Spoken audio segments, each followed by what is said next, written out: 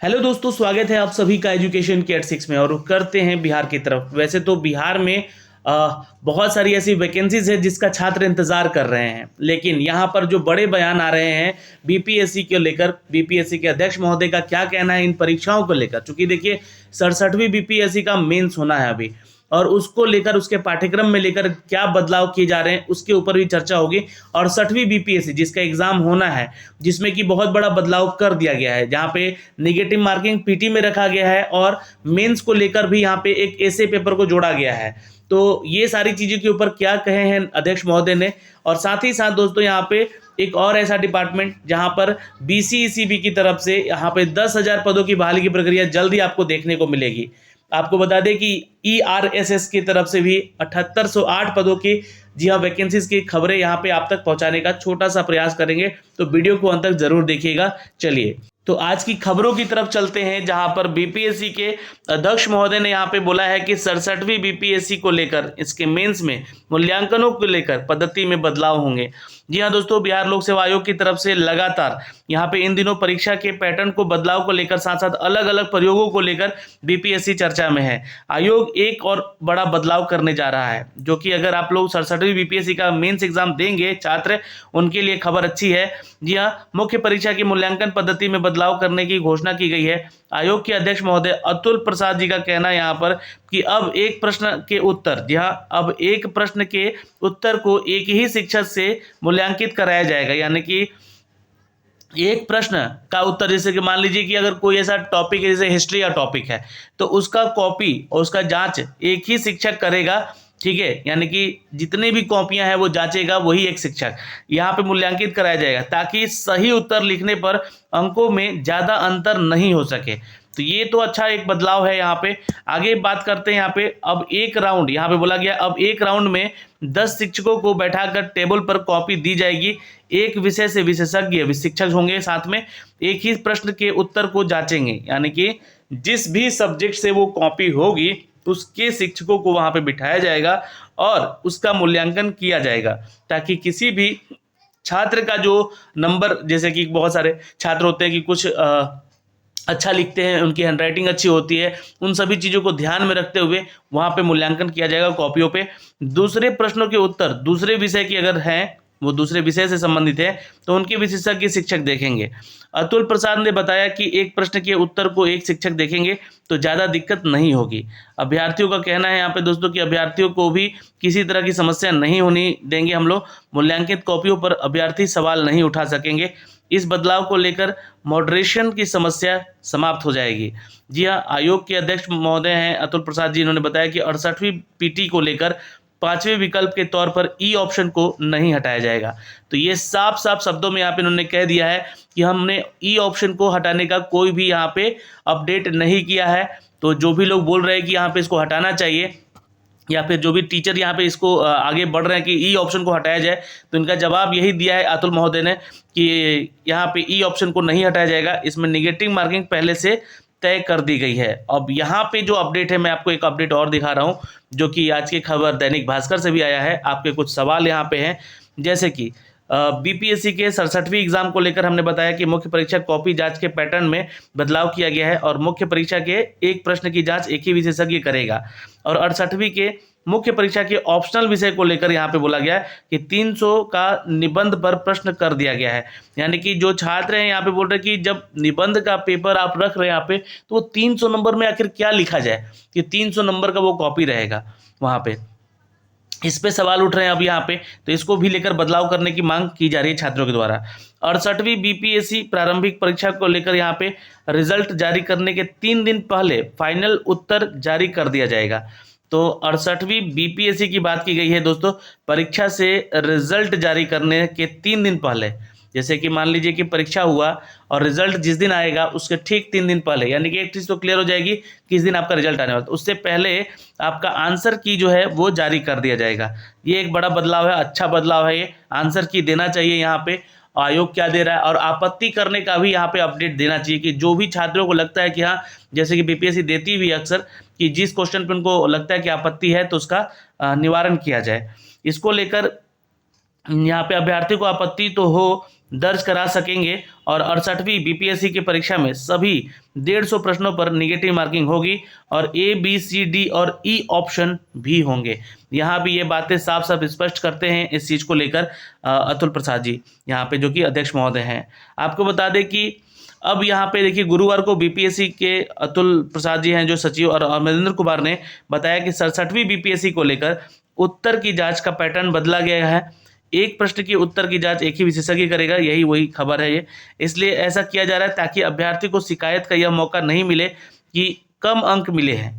पहले मॉडरेशन का सिस्टम रहता था, मुख्य परीक्षा में 2 शिक्षक के द्वारा अंकों की संतुलित किया जाता था। अब एक ही प्रश्न का उत्तर एक ही विशेषज्ञ का शिक्षक यहाँ पे चेक करेगा, दूसरा विषय होगा तो वो दूसरा विशेषज्ञ इसको चेक करेगा। अब क्वेश्चन यहाँ पे निबंध के कितने प्रश्न होंगे, तो इनका कहना है यहाँ पे कि 300 अंकों के निबंध विषय में एक प्रश्न नहीं होगा, 2 या 2 से अधिक निबंध के प्रश्न लिखने होंगे। यानी कि ऐसा नहीं है कि सिर्फ एक ही टॉपिक पे एक निबंध दे दिया गया वो 300 नंबर का है, नहीं 2 या 2 से अधिक भी प्रश्न हो सकते हैं, है ना। तो ये ऐड किया गया है आपको निबंध का पेपर लेकर। अब यहाँ पे बहुत सारे छात्र कमेंट करके पूछ भी रहे थे कि हिंदी या अंग्रेजी, तो ये दोनों ही विषय आपको, दोनों ही जो लैंग्वेजेस है ये आपको रहेंगे। हिंदी में भी आप लिख सकते हैं निबंध और इंग्लिश में भी। कृष्ण ने कितने यहाँ पे बोला कितने प्रश्न का उत्तर देना अनिवार्य होगा, तो ये अभी तय नहीं करना है, ये अभी तय करना बाकी है। सिर्फ एक ही निबंध नहीं पूछा जाएगा, ये कंफर्म है। ऑप्शनल का अंक भी जुड़ेगा, यहाँ से सवाल पूछा गया। तो देखिए नोटिफिकेशन में साफ साफ ये लिखा गया है कि जो ऑप्शनल पेपर है वो पासिंग मार्क्स है, ठीक है। तो मेंस में जो ऑप्शनल मेधा अंक जोड़ने का प्रावधान से हटाने पर आपत्ति भी आ रही है, लेकिन बीपीएससी अधिकारी चुनौती है, ना कि ये प्रोफेसर है। तो यहाँ पे जो अधिकारियों का चुनना है ये, इसके बारे में कि कौन अपडेट दे रहा है। और यहाँ पे इन्होंने एक साफ साफ शब्दों में यही कह दिया कि मेंस में जो ऑप्शनल पेपर है, जो कि 100 नंबर का ये पेपर होगा आपका, है ना, और ये ऑब्जेक्टिव होगा और इसका मार्क्स जो है सिर्फ क्वालिफाई होगा, यानी कि 30% ला के आप इसमें क्वालिफाई करें, जैसे कि आप हिंदी पेपर का करते हैं, हिंदी जो लैंग्वेज पेपर होता है आपका, ठीक है। किस तरह के निबंध पूछे जाएंगे, तो उसके ऊपर सवाल करते हैं। तो यहाँ पे जवाब आता है कि निबंध से अभ्यर्थी के मौलिक क्षमता का आकलन होगा, यानी कि वो क्या सोचते हैं, उनकी थिंकिंग क्या है, इसके बारे में जांच होगी। अभ्यर्थियों को सलाह है कि अच्छे अंक लाने हैं तो आपको समाचार पत्र पढ़ना होगा, समसामयिकी विषयों पर ध्यान देना होगा, साथ ही राज्य और देश की समस्याओं को भी समझना होगा और समाधान पर फोकस कर सकते हैं। 3 उदाहरणों से ये समझाया गया है। तो अगर आप लोग देखिए एसएससी सीजीएल का एग्ज़ाम वगैरह दिए होंगे तो वहाँ भी इसी टॉपिक पे निबंध के जो पेपर रहते हैं वो डाले जाते हैं मेंस पेपर में, तो वहाँ से आप लोगों को कुछ हेल्प मिलेगा। तो ये अपडेट यहाँ से दिया गया है कि हम या तो करंट अफेयर के टॉपिक भी दे सकते हैं या फिर देश विदेश के जितने भी समस्या और उसके समाधान है उसके ऊपर भी, और या फिर अपने राज्य के ऊपर भी जो भी मौलिक क्षमताओं को लेकर यहाँ पे आपका जांच हो रहा है, तो जाहिर सी बात है राज्य के बारे में भी आपको जानना जरूरी होगा। उसी का आकलन हम लोग करेंगे इस निबंध वाले पेपर में। फिर पहला अपडेट यहाँ देते हैं कि बिहार में बाढ़ की समस्या का समाधान है, उसके उपाय बताएं, जिसे निबंध यहाँ पे पूछे जाएंगे, उनसे रिलेटेड क्वेश्चन रह सकते हैं आप लोग के। विज्ञान या फिलॉसफी से जुड़े मुद्दों पर भी निबंध हो सकते हैं, और आपको बिहार के मुख्यमंत्री की कुर्सी मिल जाए तो आप कैसे नेतृत्व करेंगे, इस तरह का भी प्रश्न आपको देखने को मिल सकता है। ऐसा नहीं कि सिर्फ बिहार के मुख्यमंत्री से ही रिलेटेड क्वेश्चन होगा, ये हो सकता है कि आप शिक्षा मंत्री बन जाए तो आप क्या कर सकते हैं बिहार में शिक्षा के सुधार को लेकर, या फिर आपको वित्त मंत्री बना दिया जाए तो बिहार में किस तरह से आप अर्थव्यवस्था को देख रहे हैं और उसके परिप्रेक्ष्य में क्या आप लिखते हैं, तो वो सारी चीज़ें आपको यहाँ पे बतानी होगी। बहुत सारे टॉपिक हैं इन सभी पे निबंध देने के लिए। तो अब आपकी जांच जो है ऑप्शनल पेपर में जैसे होती थी वैसा ही यहाँ पे होगा, लेकिन आपसे आपका वक्तव्य पूछा जाएगा। वैसे अगर देखा जाएगा कि आपकी मानसिकता और आपके जो मौलिक क्षमताएं हैं वो किस तरह से काम कर रही हैं। तो ये एक अपडेट है दोस्तों यहाँ पे इन परीक्षाओं को लेकर, और निबंध के ऊपर जो है क्या बातें कही हैं अतुल प्रसाद जी ने, ये अपडेट यहाँ पे दिया गया है। मेंस परीक्षा पर अंतिम निर्णय जल्द होगा। यहाँ पे दोस्तों बीपीएससी अध्यक्ष महोदय ने 28 दिसंबर को नगर निकाय के चुनाव और 29 और 67वीं मुख्य परीक्षा को लेकर परेशानी हो सकती है। अभी तक परीक्षा की तिथि बदलने का निर्णय नहीं लिया गया है, लेकिन 2 दिनों में इस पर निर्णय भी ले लिया जाएगा। तो ये एक अपडेट है दोस्तों बीपीएससी परीक्षाओं को लेकर। वहीं पे अगर बीपीएससी के अगले एग्जाम जैसे कि 69वीं एग्जाम को लेकर, तो 69वीं पीटी परीक्षा को लेकर हर प्रश्न के 4 विकल्प होंगे, ऐसा यहाँ पे अपडेट दिया गया है। लेकिन यहाँ पर बीपीएससी महोदय का कहना है कि ये 5वां ऑप्शन जो है ई वाला ऑप्शन, ये हम नहीं हटा सकते हैं, ये हमारा रहेगा। अब आगे जैसा कि ये एग्ज़ाम होगा 68 वाला, उसके बाद 69 के लिए जो भी नोटिफिकेशंस आएंगे उसमें देखने योग्य बातें हैं ये। तो ये बातें हो गई बीपीएससी परीक्षाओं को लेकर। चलिए अब समझते हैं दोस्तों यहाँ पे एक नई वैकेंसीज के बारे में जो अपडेट किया गया था। 10,101 पदों पर बहाली अब BCECB जो है वो करेगा। यहाँ पे भूमि और राजस्व और भूमि सुधार विभाग को लेकर बिहार विशेषज्ञ सर्वेक्षण के लिए सहायक बंदोबस्त पदाधिकारी, कानूनगो, अमीन और लिपिक के लिए यहाँ पे वैसे ही 10,000 वैकेंसीज निकाली गई हैं। इसका नोटिफिकेशन आपको पहले ही दे दिया गया था। अब इसका जो है पूरा कार्यक्रम जो है BCECB जो है ये करेगा। यहाँ पे राजस्व और भूमि सुधार के मंत्री हैं आलोक मेहता। उन्होंने कहा है कि सरकार के इस कदम से पारदर्शिता सुनिश्चित होगी और बेस्ट टैलेंटेड सरकारी नौकरी में आने को मौका मिलेगा। बिहार के विशेष सर्वेक्षण के लिए 2019 में वैकेंसी निकली थी। इसके लिए बने नियमावली के मुताबिक सिर्फ अंकों के आधार पर यहाँ पर 2020 में नियुक्ति की प्रक्रिया की गई थी। उस चयनित करीब में 4.5 हज़ार मतलब कि 4,500 कर्मी फिलहाल 20 जिलों में अभी कार्य में लगे हुए हैं। तो आपकी जो ये वैकेंसीज निकली हुई है दोस्तों 10,101 पदों की, ये अब प्रक्रिया जो है यहाँ पर BCECB जो है वो करने जा रही है। ये एग्जाम कंडक्ट कराएगी, आपका नियोजन का प्रक्रिया भी यही करेगी यहाँ पे।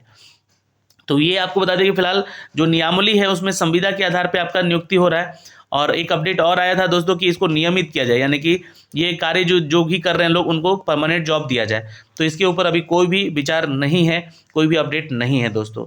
अब यहाँ पे एक अपडेट और आ रहा है बिहार में डायल 112 को लेकर, जो कि ERSS की तरफ से, यानी कि जो है ये डिपार्टमेंट है आपका दोस्तों संयुक्त राष्ट्र defence of safety and security. ये जो है यहाँ पे UN से आएंगे और ये इनको यहाँ पे प्रशिक्षित करेंगे। आपको बता दें कि 112 के कमांड सेंटर में काम करने वाली महिला कर्मियों को प्रशिक्षित करेंगे। इसका मुख्य मकसद क्या होगा? तनाव में फ़ोन कॉल रिसीव करना और फिर उसे संबंधित थानों और पेट्रोलिंग गाड़ियों को ट्रांसफ़र करना। तो ये कौन कर रहा है यहाँ पे आपको प्रशिक्षित? तो UN की तरफ से विशेषज्ञ आने वाले हैं आपको प्रशिक्षित करने। तो आप जो है इस बहाली की प्रक्रिया में, चूंकि यहाँ पे 7,808 पदों की वैकेंसी का अपडेट दिया गया है मुख्यमंत्री जी की कैबिनेट मीटिंग के द्वारा, और ये वैकेंसी जल्द ही आपको ली जाएगी जहाँ पे आप डायल 112 में जॉब कर सकेंगे। ये दोस्तों आपको बता दें कि एक अलग से आयोग इसका बन रहा है ERSS करके यहाँ पे, जो कि इमीडिएटली आपको रिस्पॉन्स दिया जाएगा। कोई भी आप शिकायत करें है ना, आपको तुरंत वहाँ पे पुलिस कर्मियों को भेजा जाएगा। और ऐसा करने वाला ये बिहार का, देश का, ये बिहार जो है पहला राज्य बन जाएगा। ठीक है, तो ये वैसे तो हर जगह है यहाँ पे सर्विसेज, लेकिन डायल 112 का सर्विसेज सबसे पहले यहाँ पे बिहार में अपडेट किया गया है। तो इसके लिए नेशनल सिक्योरिटी ऑफिसर जो कि दयानंद सिंघल हैं, उन्होंने नेशनल सिक्योरिटी ऑफिसर संदीप और regional administration officer Indu Shekhar के बीच ये बैठकर फैसला किया है कि इनका जो है ट्रेनिंग जो है ये हमें UN के विशेषज्ञों के द्वारा प्रशिक्षित करना होगा। तो ये एक अपडेट है दोस्तों, अच्छी खबर है। और बाकी BPSC के में जो बदलाव हो रहे हैं इसको लेकर हम आपको अपडेट दे ही चुके हैं। बिहार की परीक्षाओं की तैयारी करते हैं तो आप हमारे साथ जुड़ सकते हैं हमारे चैनल YT एजुकेशन पे दोस्तों। आप वहाँ से जुड़िए, आपको वहाँ पे प्रैक्टिस टेस्ट करवाए जा रहे हैं। आप टेलीग्राम को ज्वाइन कीजिए, वहाँ भी आपको प्रैक्टिस टेस्ट करवाए जा रहे हैं और क्विज़ेस करवाए जा रहे हैं, तो आपको वहाँ से बेनिफिट मिल सकता है। फिलहाल इस वीडियो में इतना ही, मिलेंगे आपसे अगली वीडियो में, तब तक के लिए जय हिंद।